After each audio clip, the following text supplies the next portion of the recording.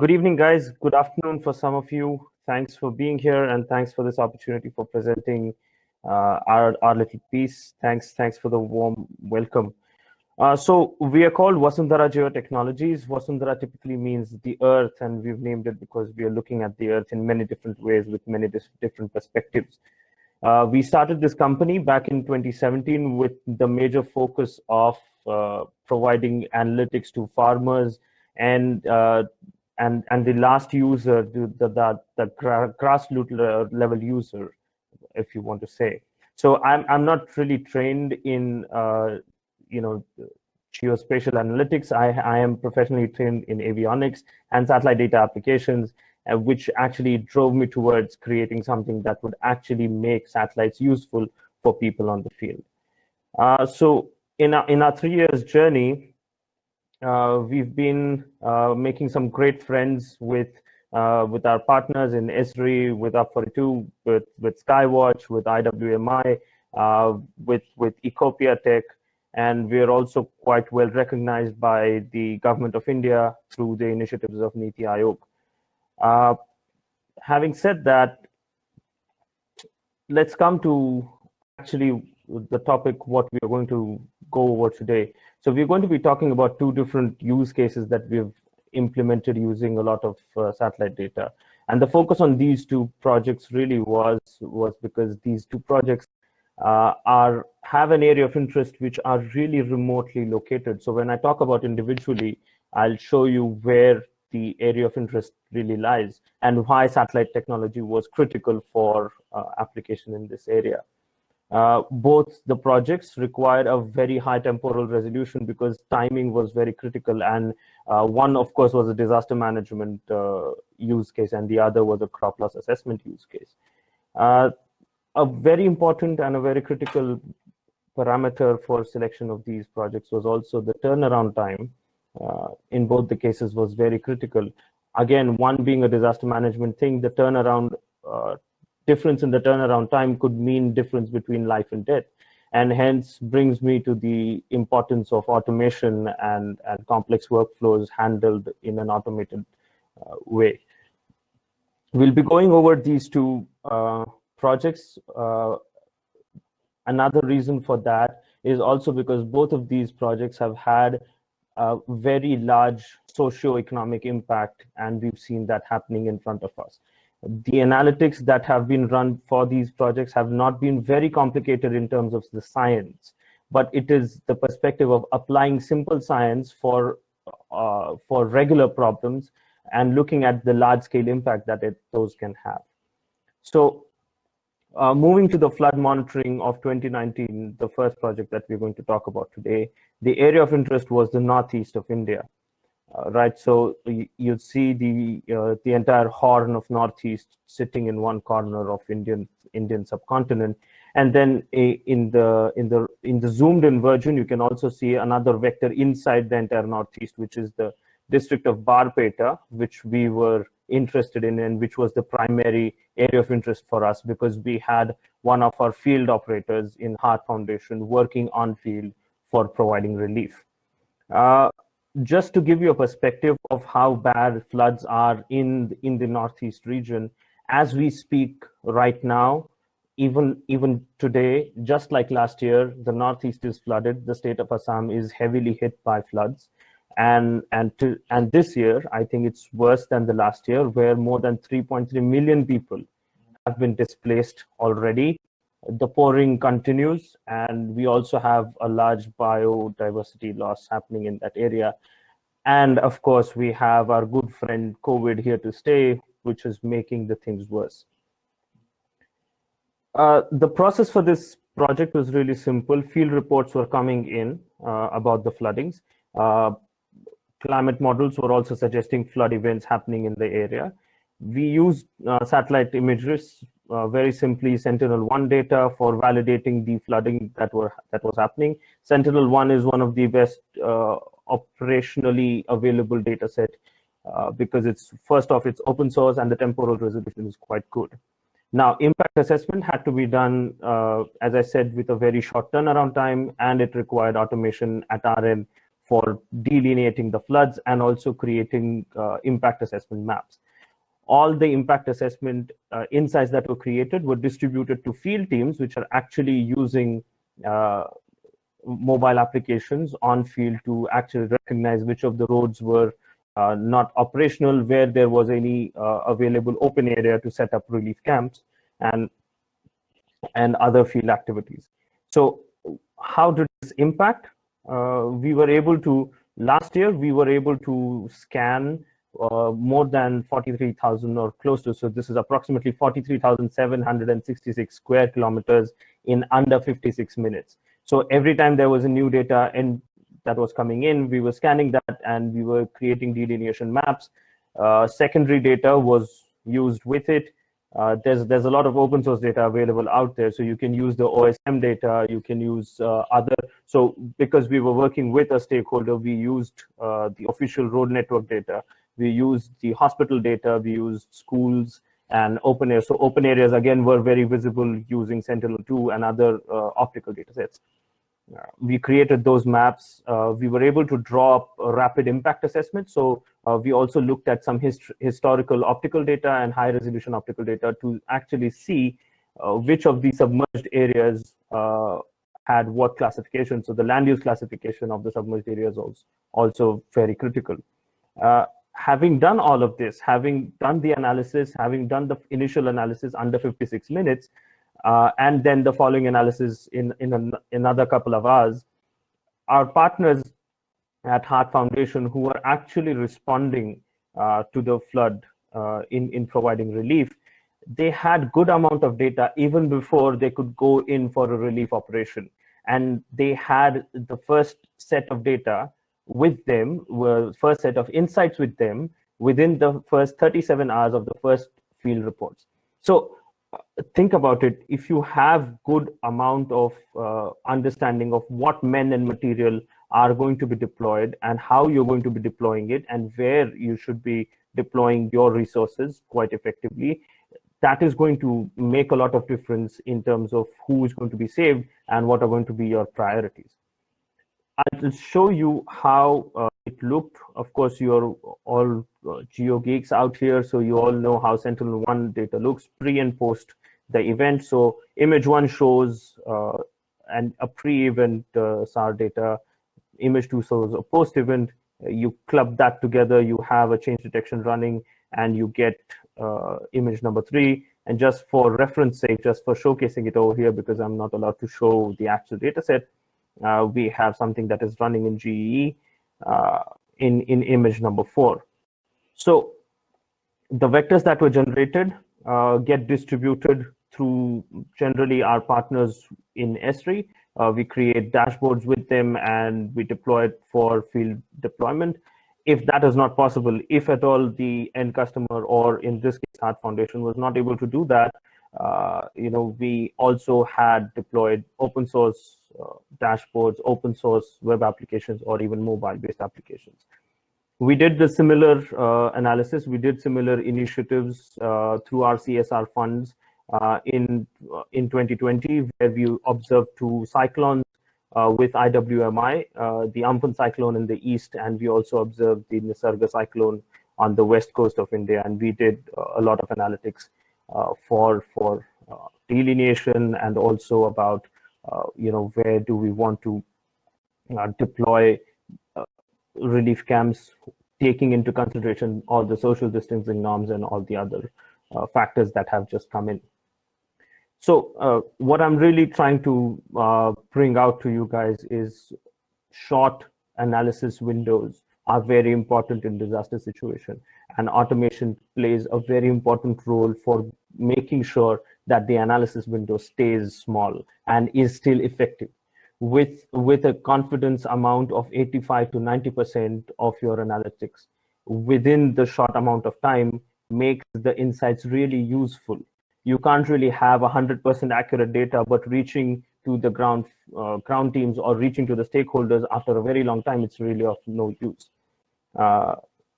So automation does play a huge role when it comes down to disaster management applications and how satellites play an important role in disaster management.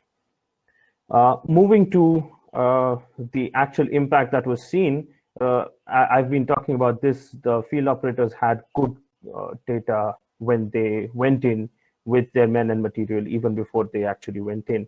And especially it was true with the Amphan cyclone crisis earlier in the middle of May, I think, and also hold on, it's switching, and also with other crises and COVID in place, a very well planned and well executed relief makes a lot of difference.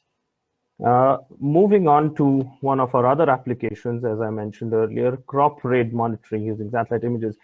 Again, as I said, these analytics in this case was not very complicated. The science was not really complicated, but the application of that science was very critical in this case. Again, I'll talk a little bit about why this was important because of its remoteness. So the area of interest is one of the largest tiger reserves in India, the Tadoba Andhari Tiger Reserve. This tiger reserve is one of the largest strongholds of the Bengal tiger in central India, and it's really not habited. So humans are very few in number, but whatever there are uh, have a lot of issues with their everyday go-abouts. Why are the slides switching? Okay. I'll talk to you about why this project was important. So in the risk zone 1 and the risk zone 2 that you can see near the core areas, there is small amount of human habitation, which is particularly dependent upon agriculture, and small land holdings is their problem as well as their advantage. So these are very small communities who are completely dependent on agriculture.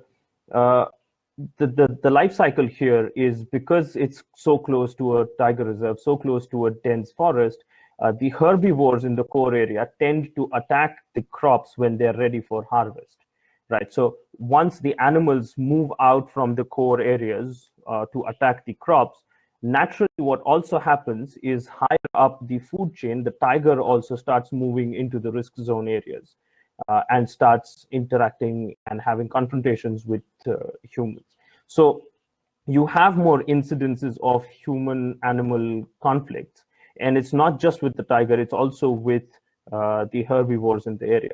So with so much human-animal conflicts going on in one region, it's not just detrimental for the human habitation in the area, but it's also way more detrimental to the biodiversity and flora and fauna for the region.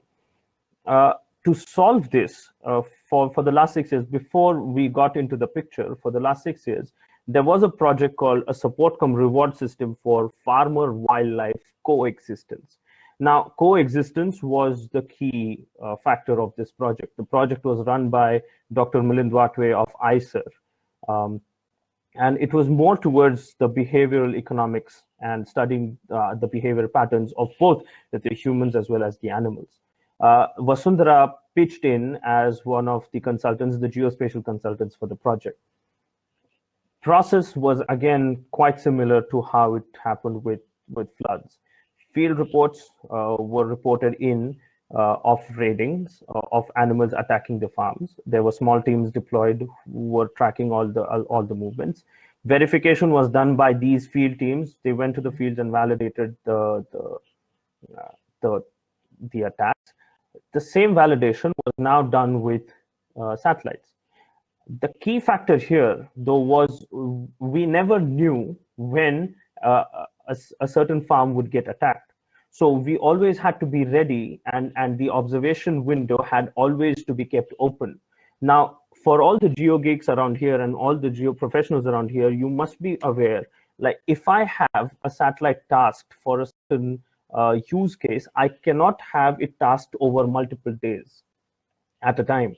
So if I lose observation, so if I have an observation right on the 1st of May, and a crop raid happens on the 3rd of May, and if unfortunately the revisit is 5 days later, so 6th or 7th I get data in hand, I'm not really going to see the effect of the crop raid very well in the satellite imagery. So in the first round, when we tried this with the SkySat provided by Planet Labs, it was not very apparent because we kept missing the window of attacks and the image opportunity. So we moved to the Dove satellite constellation of Planet Lab, which is near real time monitoring, and that is when we could see when there was a crop raid reported, we would go back one day and then we would go ahead one day and have that 3-day window and collect the imagery for 3 days, where we could actually see the drastic difference in NDVI, which was directly an indication of the crop raid that happened on a particular day. So with a simple NDVI, with a simple enhanced NDVI, adjusting for the soil backscatter, we could create a very simple loss estimates based on because we knew what crop was planted on that farmland. We could create a quick loss estimate, and we could also come up with how much amount of money needs to be given back to the farmer so that you could cover the losses. So here is really the output that you could see. So on the left-hand side, you are seeing an image which was taken pre the attack, and on the right-hand side, you can actually see after the crop raid has happened. You can actually see that the NDVI values go drastically down. So this was, and the blue boxes were actually the farms which were reported from the field as being raided. So this was a very small pilot project that we were involved in, and 118 farms were observed during this pilot project. A total of 88.74 hectares were observed, quite small, but that translated to $12,000 being given back as compensation to the farmers. Now, $12,000 does not really ring as a very large number, as a very large value, but it translates really to 80 families being saved from hunger and hardships.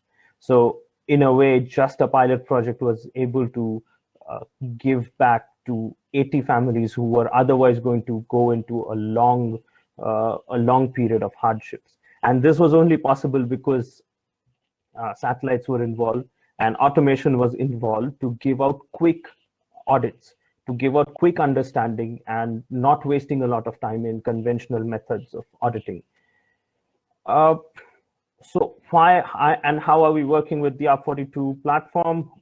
We want more and more democratization. So we've worked with a lot of automation. We are contributing a lot to the Op42 platform, and we hope that without us directly involved, we want people to use what we are contributing. To just conclude in a little bit, both the use cases we've seen how rapid insights have created large-scale impact in real-world problems. The only way ahead is by improving automation, like having more and more use cases integrated in automated processes. I recollect Lizzie talking about how it is important to create more use cases. And that is the only way ahead for creating a real democracy of data and data insights.